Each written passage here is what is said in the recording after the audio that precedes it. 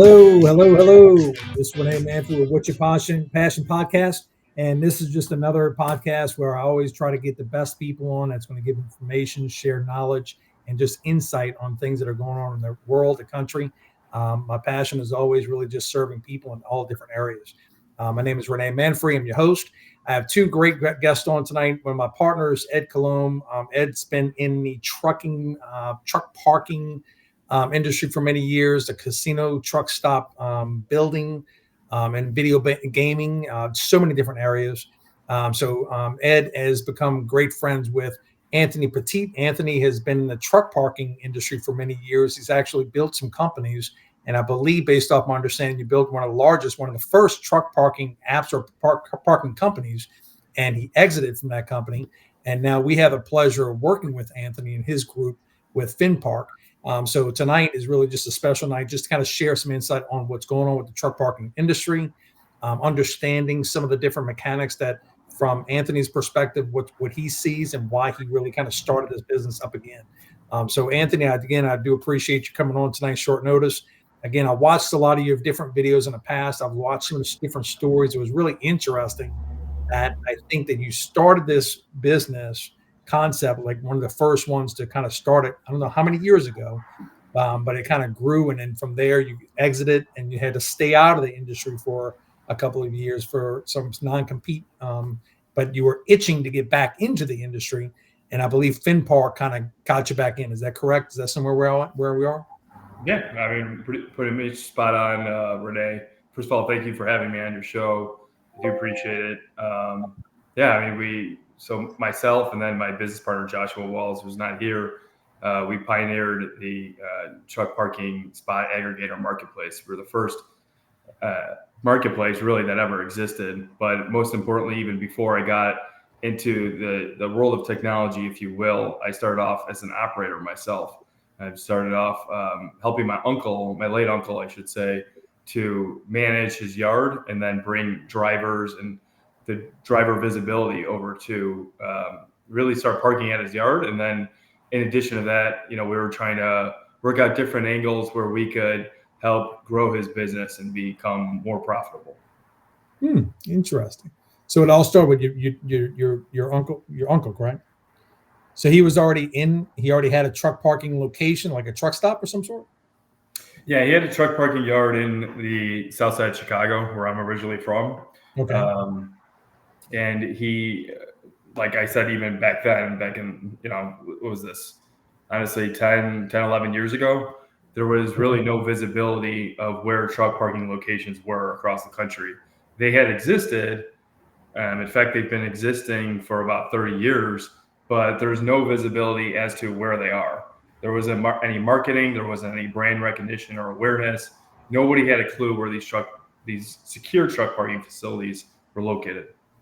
So how did the truckers back then, did they just kind of I guess, drive and they were familiar with whether it's a Love's or Pilot or some type of truck stops? Is that how they kind of knew, or they just kind of gradually just kind of talk to each other about, hey, you need to check out this place? Is that how it was at one time, or apps? The trucking, I guess the trucking network to find parking, not secure parking. So there's two different segments. There's just the regular truck stop model, which entails the fuel pumps, the convenience stores, and then has parking as complementary or value added. And then there's the other model, which essentially I pioneered, and then eventually my partner Joshua, which was the secure truck parking model. Secure truck parking model deals with an entirely different aspect. So you deal with high value loads. So any carrier that is hauling some sort of freight that's high commodity, that could be TVs or appliances, we were taking care of that freight. The other freight that was maybe, dry van goods, maybe, let's say, for example, peanuts or toilet paper, it doesn't matter where they park because it wasn't as high for cargo thefts. So they would go ahead and park at those truck stops. Okay. And then through that period of time, were you a tech person at the time, or did you and your partner, y'all kind of just came across the way of creating this app for the truckers? Is that how it kind of just came up somewhere through a conversation, or? Interestingly enough, no. I wasn't in the tech space at all. I was actually in the recruiting space. I was at the time, and I'm trying to go all the way back now here at night. Let me see. At the time, I was recruiting for a company in downtown Chicago, doing nothing related to transportation, logistics, or supply chain. And I had gotten a call from my uncle one night, and I believe now we're talking about 2013, 2014. And he said, "Hey, I have this idea of building this truck parking yard in Chicago, in the south side of Chicago, which is from south side to north side, probably about 30, 40 minutes in distance." He said, "Well, would you come and look at the property?" And at the time, it was just a plot of land in the back of a factory. And I said, "Sure, I'll take a look at it, but I don't know anything about what you're trying to do." A year later, he said, "Okay, well, now I got the operation. It's built. It's ready to serve drivers, but I have no idea, one, how to get the drivers, or how are the drivers going to know I'm here, because my parking lot is essentially behind a factory. It's not visible to the main road." And that's where I came in. I was like, this is interesting. I don't know really how to help you because I'm not a technologist and I'm not a programmer. But I think I have some ideas, and that's where the light bulb kind of turned on, so to speak, like on the cartoons, right? And I was like, bing, I have this opportunity to now go ahead and help my uncle create something special. And that was just the very, very early days of just an idea, not even the business yet. So how did you? So what did you? I guess what did you do? Like what did you like?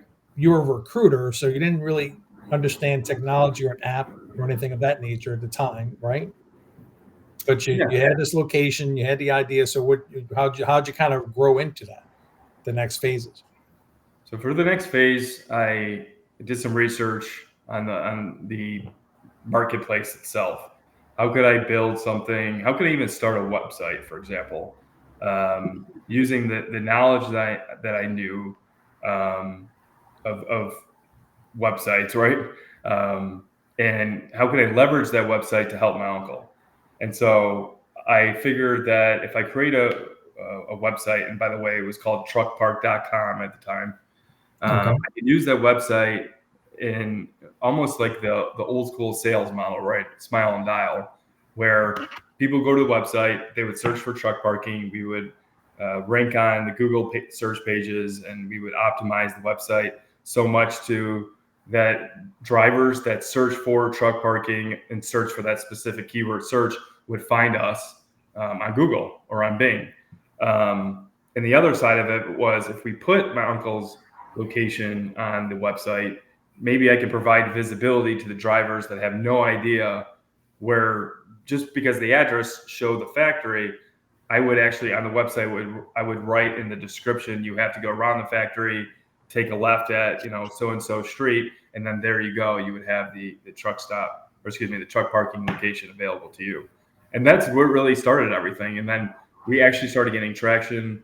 And again, another light bulb turned on. I said, it'd be really interesting because I know where the market's going, and it's going to this.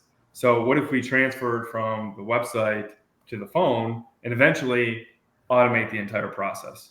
And that's where Truck Park started. From truckpark.com, which was just a website, to an application where drivers can find, reserve, and pay for parking all in real time.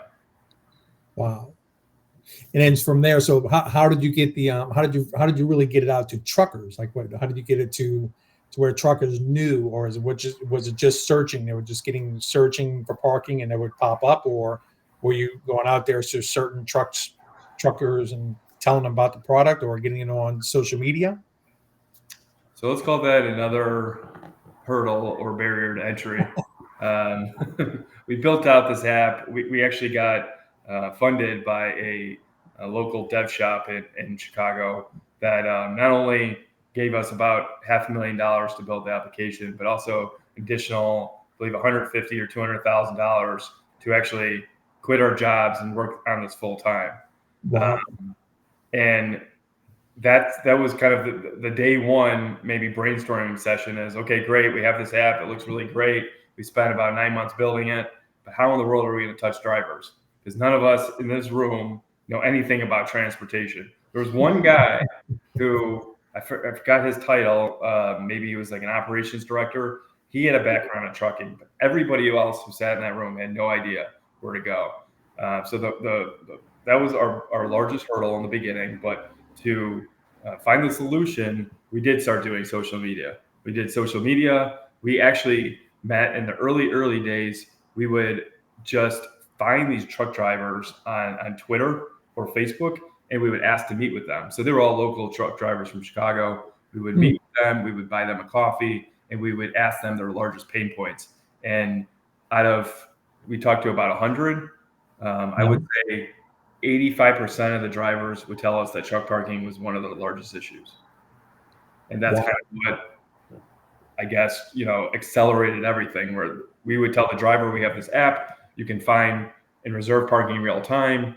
And the drivers would be, stunned. Like they've never seen anything. Nothing existed at the time. So having an app, an automated process, hands off for everybody else to just go on, book their parking, find their spot, get navigated to that location was a blessing for them. And y'all were charging at that time. Y'all charging?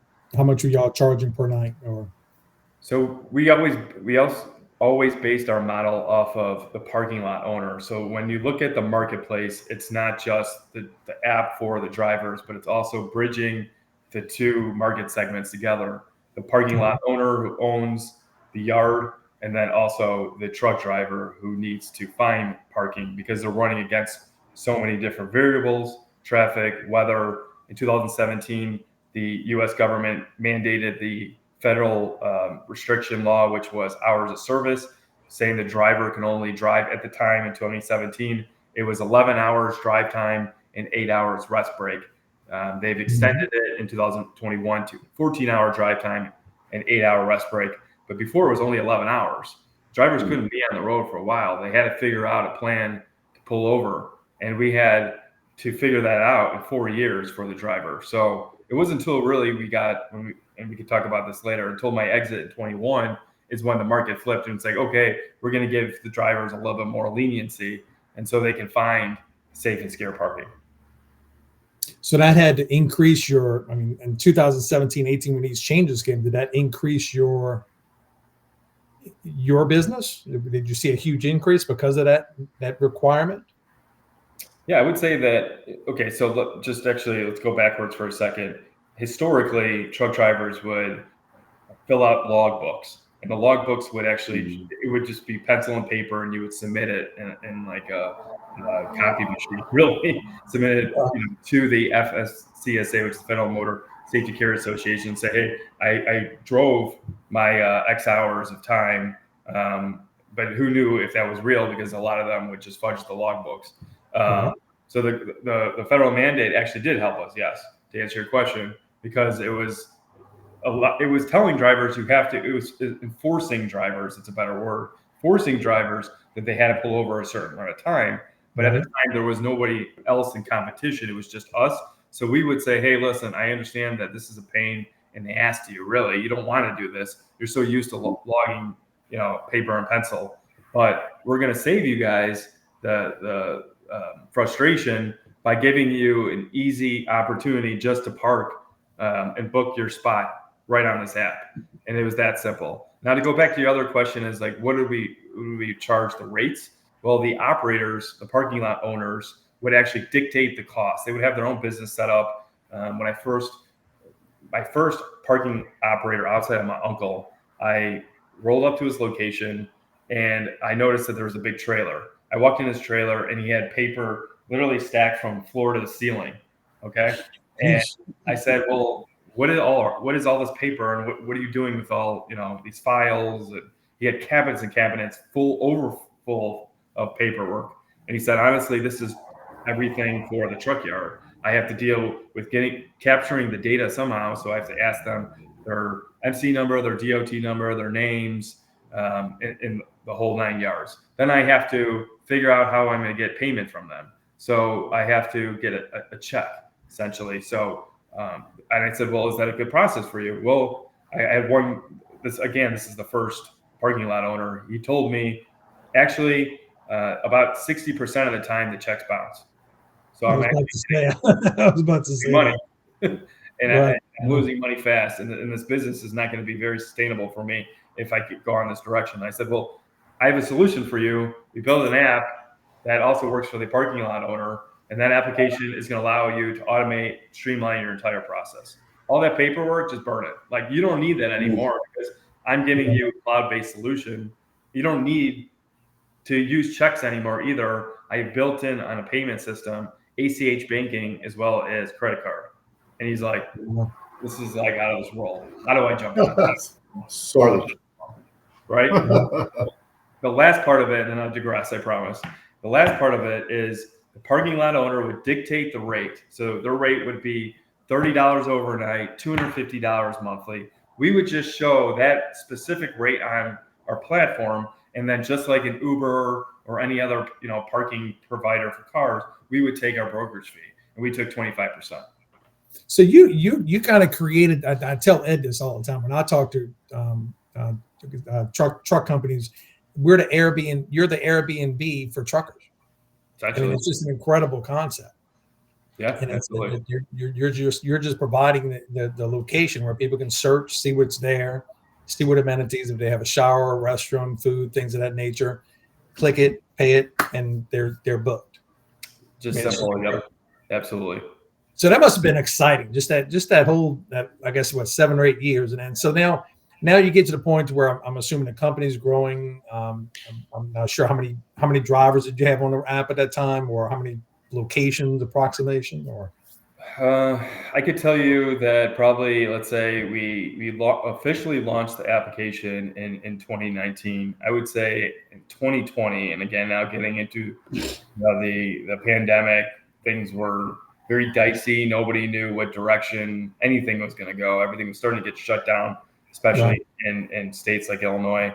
But at the time, we probably had maybe 5,000, 6,000 daily active users. Is truck drivers booking overnight parking on the application. We didn't even this wasn't even the days yet when we got into the long-term side, which is some of the contract work you would get from some of the larger shippers or retailers. But this was strictly just overnight parking. And then in addition to that, we had probably, I would say, maybe 80 or 90 secure truck parking facilities across North America. Wow. And so how old are you, Anthony? I'm sorry, what? If you don't mind me asking, how old are you? You look like you're in your early 30s. Or yes, not? I'm 32 now. So when I started my business, I was 25. Actually, I was younger. I was technically like 24 or 25. That's awesome. That's awesome. So from here now, 2020, we had the pandemic, things of that nature. So that's what somebody came in and kind of really saw your business model and gave you and your partner a buy. It was just you and your partner, or you and your partner and your uncle, I believe, and you have some equity builders, right? Equity partners. That's a great question. So my uncle, the way to describe my uncle, first of all, he passed away, unfortunately, in 2018. So right when we were just ramping up, he had an unexpected pass. But sorry to hear that. The way to describe him, and thank you very much. The way to describe him is that he was very old school. He first of all, until his passing in 2018, he carried a flip phone from like literally 2005. He had a business card that only had the letter S on it because his name was Sammy, and on the back it had his number. There wasn't an email because he never had an email his entire life. And he was that old school. So when I told him about my idea of even building the truck site, or the website, I should say, he was interested to get the business, but he was not interested to pursue my idea of truckpark.com. And then eventually even to the application, once I started introducing him to the app of our idea, I should say, about the app, because the app came out in 2019, but he passed away in late 2018. He had nothing he didn't want anything to do with it. So it was me to take on that by myself in the very beginning of when he passed. And then eventually I'm sorry, I'm trying to think of all the dates here, but it was probably about 6 or 7 months later is when I met my business partner, Joshua. Gotcha. Okay. And then so what happened from there? So the somebody came in and they bought y'all out, and that's how you did your first exit. So that was the exit. That was September 2021 is when we officially exited. Of course, it was about a year in going through data rooms and going through the acquisition process, paperwork, and my gosh, was it a lot of work. We had two attorneys. We had our main attorney, which was a massive law firm called Perkins Coie, and then we had to hire an additional attorney just to do the closing. So it was a lot of time. But it was a fun process. I learned a ton. And I could tell you this, that by the time we did sell, we had about 15,000 daily active users. We were well into long-term parking with some of the largest retailers, Fortune 500 companies, doing a couple million in net for the truck parking. And then when we finally did sell our last day, which was September 24th, 2021, we had 680 secure truck parking locations on the platform in North America. It fascinates me always. I deal with different businesses through the years. I do in the private. I'm getting into private equity. Ed's been in this industry for a long time with truck parking and things of that nature. But it's always exciting. So, I mean, for you to kind of go from the very beginning with the idea, and then the companies, I'm assuming that invested into you kind of brought a lot of these people to the table, and then you started kind of learning through the conversations, the meetings, things of that nature. I'm assuming that all this kind of came to pieces together. Is that pretty much how it happened? Yeah, I mean, eventually we just, became the experts in our space, right? The subject matter experts, and that's where everything just really started coming together for us.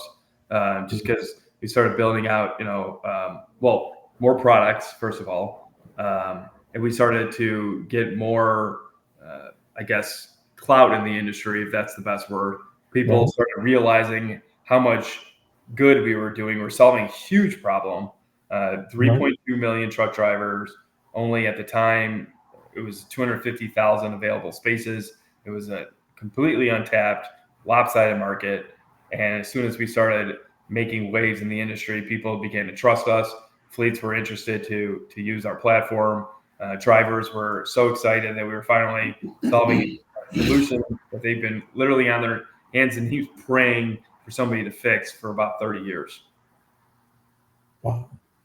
Ed, I mean, what is anything that you can, because I know you've been in the truck parking and you were starting to, based off my understanding, some of the locations you have down here in Louisiana, that's when you started kind of playing. Did you know about Anthony's company back then when you were doing this? No. So I worked for a group out of Hammond. We were buying truck stops. We purchased the truck stop in Avondale, Louisiana, and it's a nice big parking lot, but we had problems in that lot. It was a terrible situation. So they gave me the task of getting order and basically putting a plan together to turn the parking lot into a profit center. It was not even close. It was like herding cats on a daily basis. So I put together a program, sent it to the guys that I did the transaction with. They liked the program. And then I Googled truck parking to try to find a solution, a web-based solution, and how to drive over-the-road guys into our yard. And Anthony caught my attention because I lived in Chicago for 3 to 4 years where I met Matt. And Anthony's office was on South Wacker, right, Anthony? And so I saw his area code, and I was like, well, this is going to be fun because I know where South Wacker is. I lived in Streeterville. I'm going to call up this guy and see what's going on with this. And so we hit it off. And we started with Anthony really just looking for trucks to come into the parking lot off of I-10 because that's a bit off the beaten path from I-10. You got to come across the UP Long Bridge, but 90 is a busy highway, right? So we had a decent business, but we used Anthony for the over the road guys initially. But to Anthony's point, we got tired of having checks bounce, and so we turned it over to Anthony completely. So we cut a deal, different structure between the over the road guys, and then Anthony took our monthlies as well, and we turned it over to truckpark.com.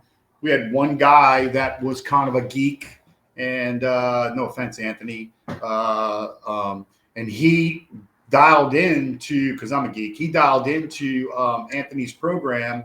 So we had one key operator, this guy named Robert, and Robert really just kind of mastered the truckpark.com situation, and it solved the problem for us. And it was after that, it was really kind of, we had to maintain the yard, we had to police the yard, sheriff the yard. Anthony gave us advice. His advice was stripe the yard, number your lot, and this was commitments we had to make. So we spent about $7,000 to $8,000 out the gate, but we believed in Anthony's program. So we restriped our entire yard. We numbered it. We allocated 20, 25 spots for Anthony, and then the rest were rentals, monthly rentals, because we had a healthy monthly rental business there.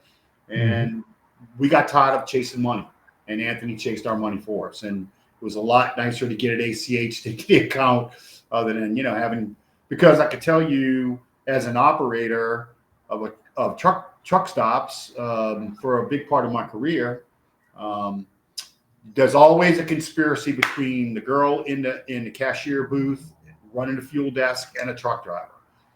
It's always, hey, I'm gonna buy fuel, and for that you get free parking.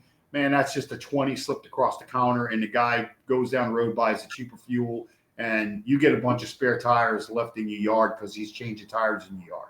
So this took a big problem off our hands, because it took the organized crime situation out of it between the driver and the girls that worked the fuel desk. And so that was my introduction to Anthony's company. We went on and Anthony sold his business, and we actually wanted to get into this space, Matt Scales and I, and we actually called the company that bought Anthony and had discussions with them. Really, it just did not work well. So I happened to just dial Anthony's number up one day recently, and within the last year, and Anthony said, man, Shazam, my non-compete is over, and we got this thing called Finpark, and let's get to work. And so really that's how we got started up again, because of the job he did with us. Truck Park was a success. Truckpark.com was a big success for us. And so my natural call to Anthony was exactly as it was the first time. It was comfortable and it worked well. And so we got heavily involved with him. We're excited, to be part of Anthony's team. So Anthony, you sold right around 2021 or 2022? 2021 is when we sold. So if you don't mind, can I ask what was the exit number? 10 million. Huh? 10 million. Wow. Unbelievable. 30-some years old, started out. That's incredible. I mean, that's just a success story. I mean, you came across an idea, you stayed on it, and you stayed focused. You kept on getting better. You kept on meeting people. So with your exit, what I feel you kind of just stayed out of the industry for a little bit with your non-compete. And I think that if I remember right, you were doing some things with Zoom, or maybe some things of that nature, and that's 2 years. I can't remember what exactly were you doing those 2 years.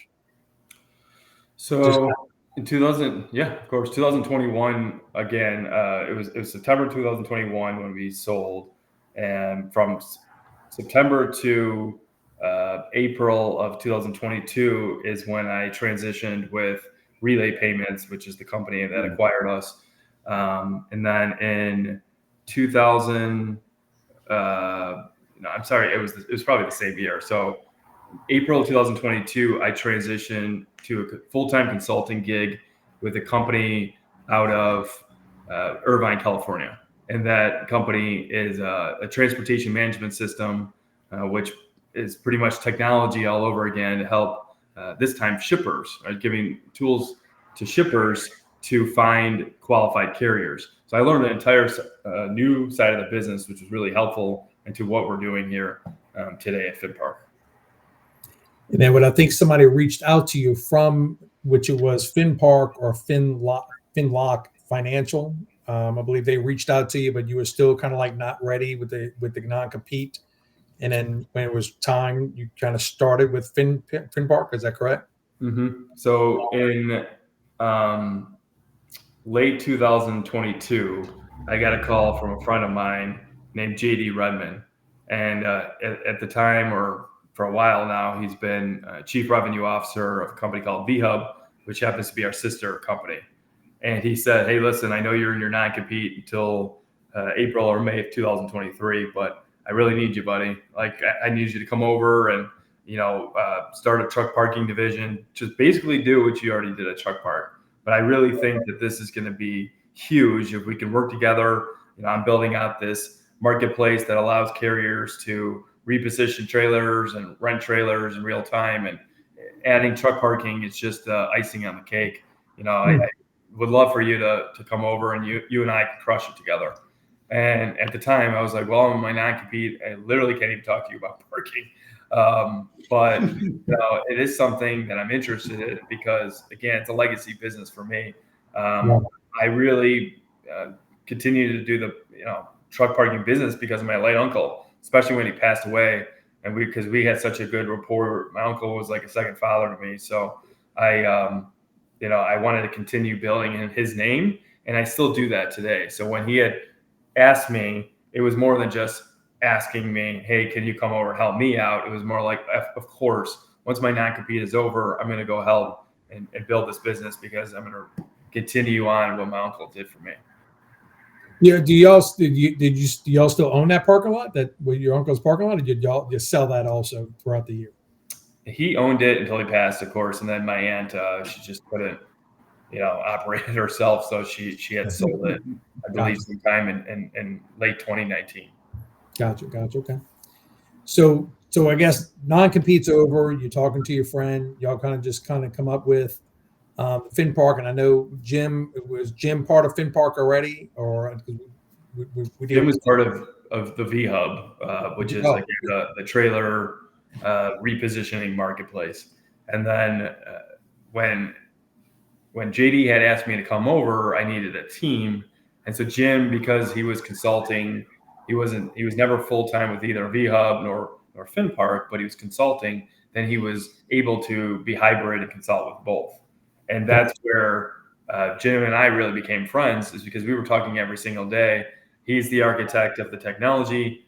I'm the one who needs to help him architect it because it's really, my dog and pony show.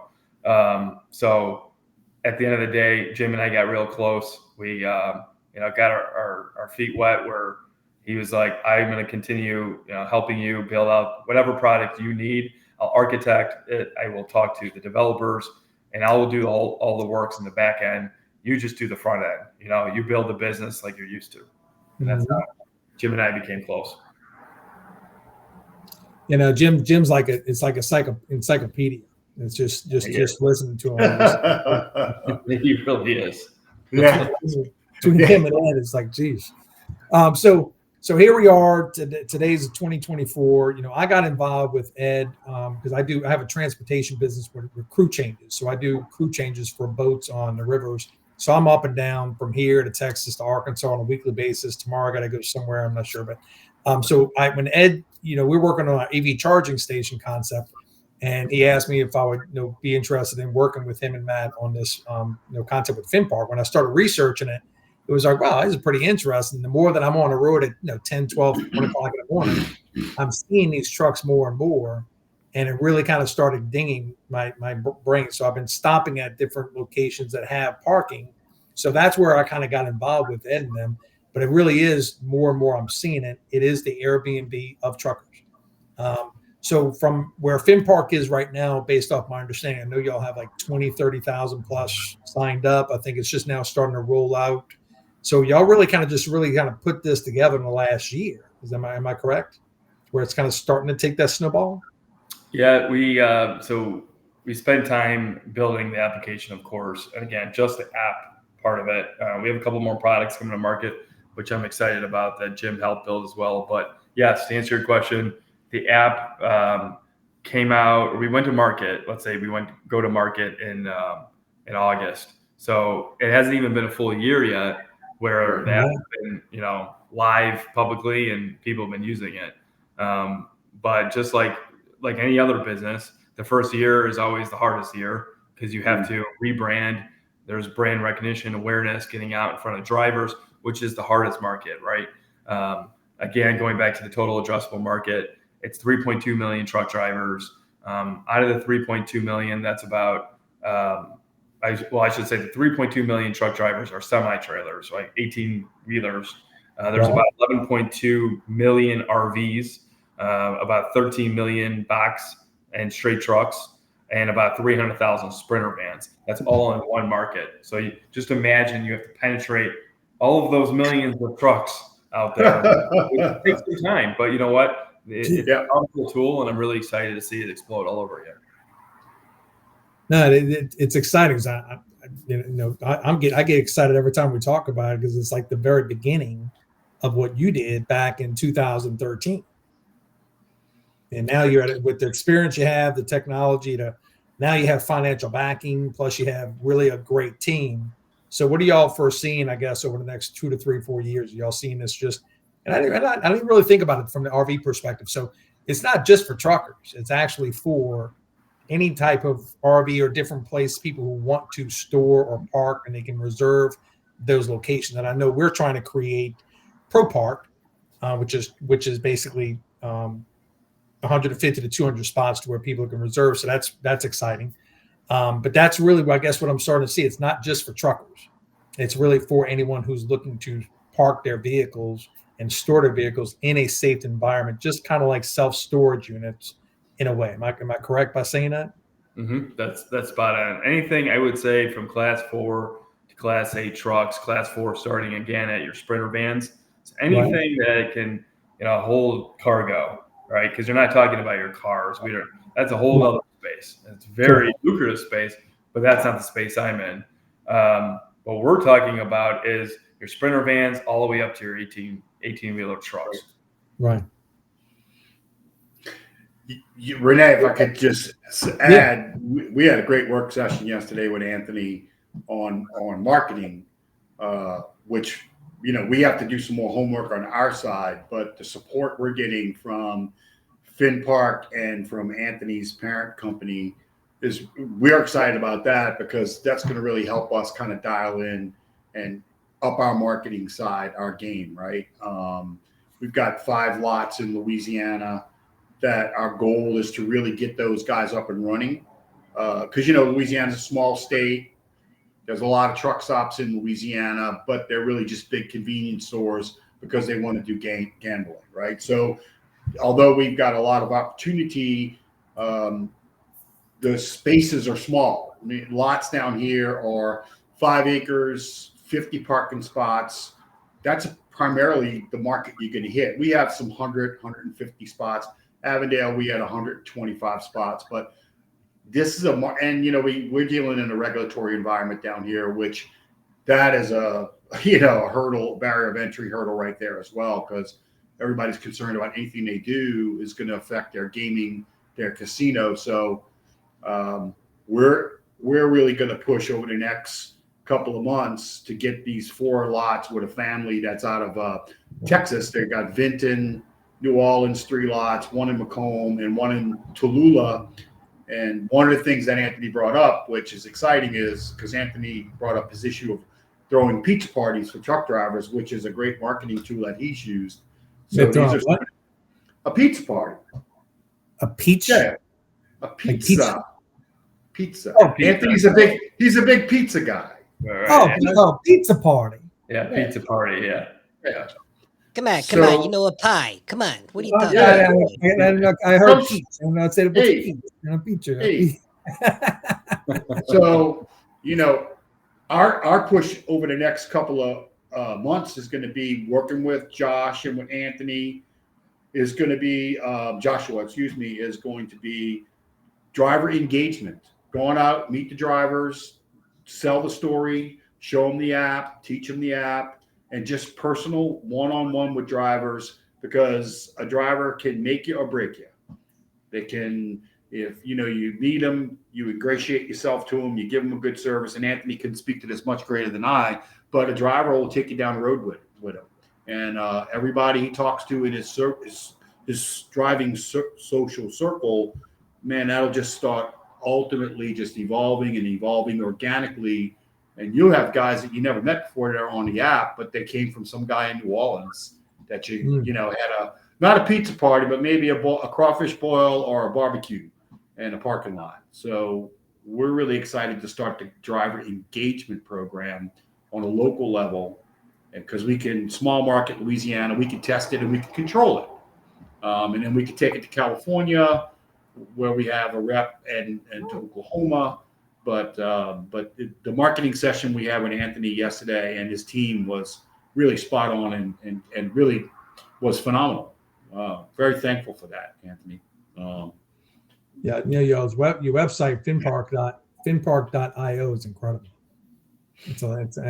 I've only gone through some of it, and I downloaded the app a while back, so I've got to get you a little bit more used to it. But it really is an incredible concept.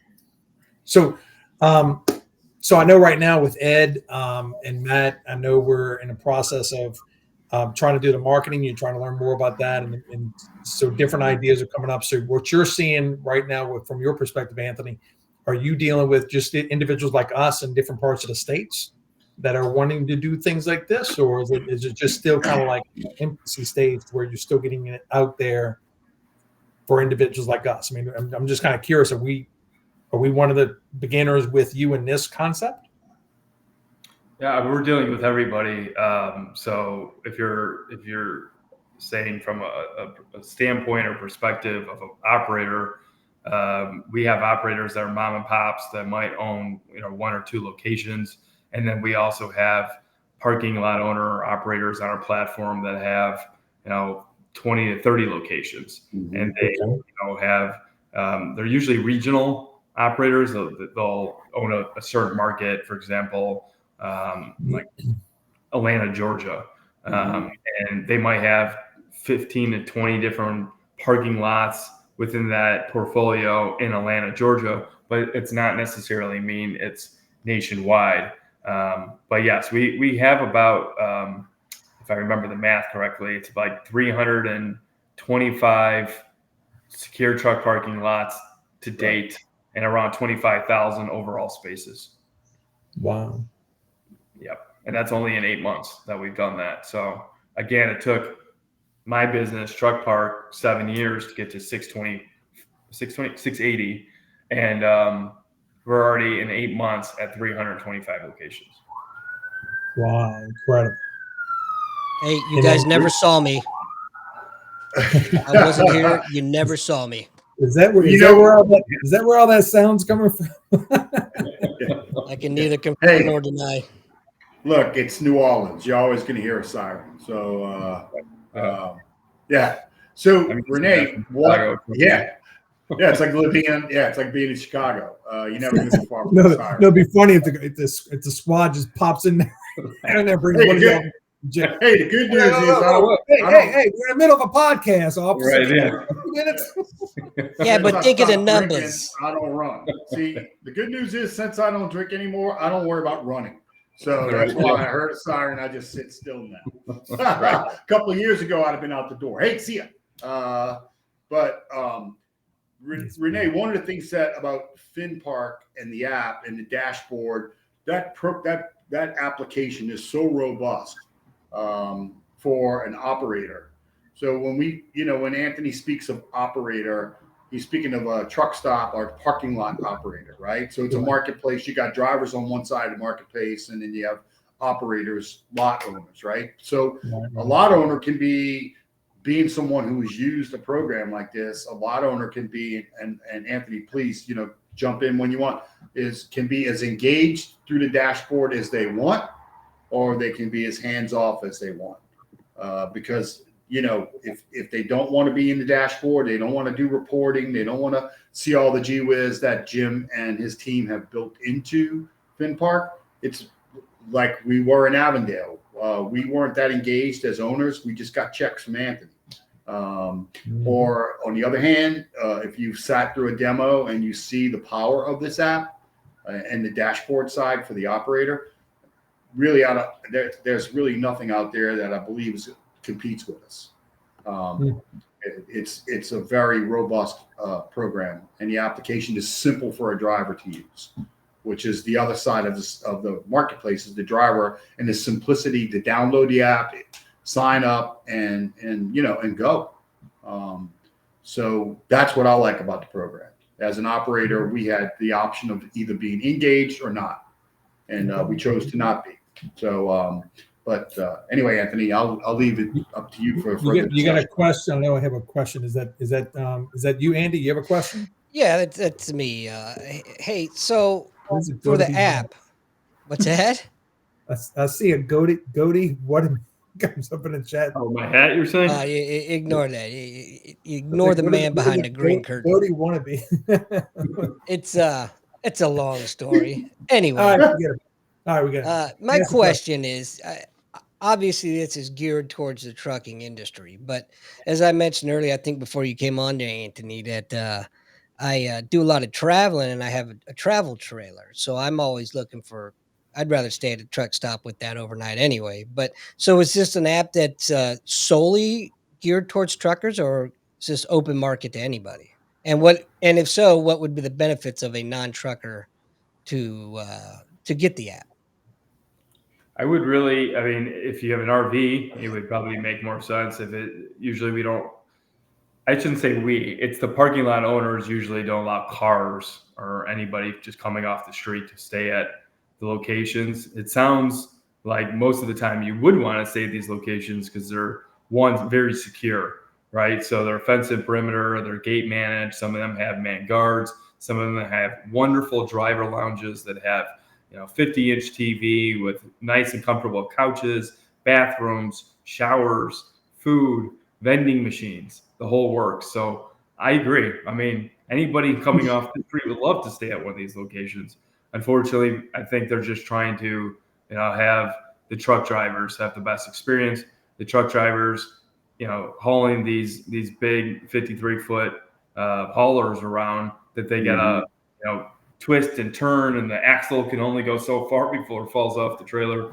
And so having, people off the street with cars would probably just be pure chaos in the yards. But I can hear what you're saying. I think it would be great to be a part of something that's so cool. Well, I think we might have an idea there, Anthony. Someone wants to get Finpark going and might do this. Well, I can tell you, Anthony, that the lots in New Orleans with Tajani, we are replacing an RV app, right? So he's using an RV app currently to do his parking lot maintenance, right? Or his sales, his reservations, excuse me. So Finpark is actually replacing an RV application to control his yard, do his reservations, and book his drivers in. So there is a cross-pollination between those two. But being in the operating space, we would probably not want to have RVs in our yard. Definitely not trailers. So Andy, I'm sorry, you're not welcome on that yard with your trailer. But for the reason that Anthony's saying is that when you commingle those vehicles with a truck, it's just could be bad juju. Well, ladies and gentlemen, thanks for tuning in. We're going to end the show now. Yes. Just kidding. Yeah. See ya. Yeah. Early dinner.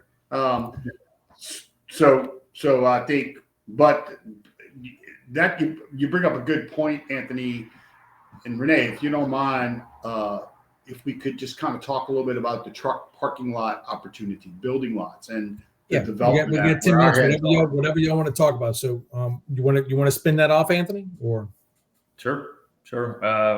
So truck parking. Okay. So actually, before I jump right into it, when you're referring to truck parking yard, are you asking me to share? I guess what are you asking me to share about a truck parking yard? The mechanics of it, how to build one. Well, yeah. So Anthony, our goal is to to not only be part of Finpark, but ProPark's goal, of course, is to build our own parking lots. And to your point of describing a parking lot for a driver, that's a great description, right? Secure, fenced, lots of lighting, 2,000, 2,500 square foot building, showers, TVs, comfortable chairs, vending, gated access. So part of what we're looking to do, Rene, through our relationship with Anthony and just my relationship in trucking and construction of truck stops, right, is to get away from the fuel side and just be a parking lot builder, right, and have lots around the country, because you want to be on both sides of the marketplace. And so, with that said, we're looking for at this time individuals who own property that's off the interstate, somewhere around 5 to 10 acres, I believe, correct? Or investors who are interested in working with us on that. Am I correct on that, Ed? Yeah, we're always looking. We have property opportunities in Oklahoma right now, property opportunities in Plaquemine Parish, in Orleans Parish, in Jennings, Louisiana. So yes, we're always looking for those opportunities. But I'm gonna turn it over to Anthony. I mean, Anthony, those guys they talk to a lot of folks that have their heads wrapped around that same opportunities, searching that same opportunity with development of truck parking lots. So, so I just wanted to see what Anthony's thoughts are on that. Well, I'll say this. I'll preface and say that the industrial asset, which is the truck yard, also known as an ISF, which is industrial service facilities, which could be a mixed bag of warehouse, terminals, distribution centers, truck yards, and also truck bays as well, is all fit underneath this terminology that is widely known and used now by institutionalized investors, smart money. And so this is, and I always say this, those who own the parking asset, or those who own the asset, let's just make it simple, and those who own the technology will own the market. So yes, building out a truck parking location is essentially probably the best thing you can do right now in this space. Even like I said, institutionalized money is coming in the space.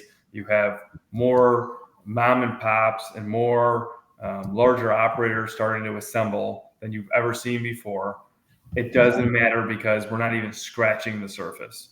There are still 3.2 million truck drivers just in the U.S., around 800,000 truck drivers in Canada searching for parking on a daily basis out of 315,000 overall spaces available recorded to date in 2024. So until we get to 3.2 million and be a one-to-one market, there's still a lot of room to grow for everybody. And that's what I would say about truck parking. There you go. Deeper in granularity later on, probably off the call, offline, et cetera. But this is an amazing market. You're going to be doing a huge service for our unsung heroes. Interesting. And Andy, you had a question before we get closer to ending up? I do. One last question. Since I was clearly discriminated against, what if I identify as a truck? If you identify as a truck, I have nothing to say. I got nothing else. Hey, I'm good with it. I identify as a Tesla, so now you're EV, you're green. I'm green. So it is really interesting. It's because from a real estate investor standpoint, like you're saying, there's a lot of people looking for what is a good investment these days. What is the next thing when it comes down to like here in New Orleans, a lot of people were investing into Airbnbs. We used to rent our house out of Airbnb, and things changed, right? And it's just things are changing in the real estate market. A lot of office buildings are just sitting there pretty much vacant, and it's either they're going to be converted into condos, retail spaces, things of that nature underneath. I'm seeing that this, as I keep on coming back, is this is like the Airbnb for truckers, and you're providing a tool to where if individuals are interested in converting large locations into just parking lot and a small building like what we're doing, it is a great real estate play. There's no mess. Truck comes in, truck goes out. You don't have to wash nothing, clean nothing, change no towels or anything. Is that what you're saying, pretty much? Yeah, absolutely. That's exactly what it is. It's better than mini storage. Rene, Anthony said had a great term, smart money, right? Smart money. One of the things you need to be smart about that I'm learning from seeking out these locations for constructing parking lots is you got to be smart about what's coming down the line, because a spot that looks like not so much today, when you kind of get up and fly over and see what's coming down the line in regard to intermodal and different railheads and yada yada, that little lot that's not so much today could be something, all that in a bag of chips 5 years from today. So and it's an organically and accretively growing business. That's all I'll have to say about that. Well, Anthony, I know you got to be jacked. I know you got to be excited. It's just it's another run for you, but I feel this one's going to be probably the bigger play than the first one. It's awesome. That's the goal, right? Try to maybe awesome. 3 or 4x this one and see where that goes. That's awesome. So I'm excited. I'm excited about having you on tonight and just learning more. And I hope we can rejoin again, because I would like to try to keep on having these conversations on Finpark. And I know Ed and I had Jim on a couple of weeks ago. We have you on tonight. So our goal is to kind of keep on doing more of this to help kind of build the awareness, I guess, of the truck parking issues and things. So again, I appreciate your short-term notice on tonight and coming on board, having you on the show. And I look forward to learning more of what you're doing, and hopefully we can meet up sometime soon. Yeah, absolutely. Thank you so much, guys. Appreciate it. Thank you. Before we leave, Renee. Yes, sir. Before we leave, after we close the show, don't go anywhere. We'll hang out in the how do they call it, the green room in the business or something like that. I don't know. Anyway, we have to call it. We have to call that the pip room or something like that. After we have to make up some. Hey, y'all stay behind for a couple of cocktails and drinks. That's right. In the pimp Thank juice you very room. much, Rene, man, for what your passion. Again, our show, our passion is your passion. Every week I try my best to bring individuals to you to give you more knowledge, awareness of everything going on across the world. Bye-bye. Great job.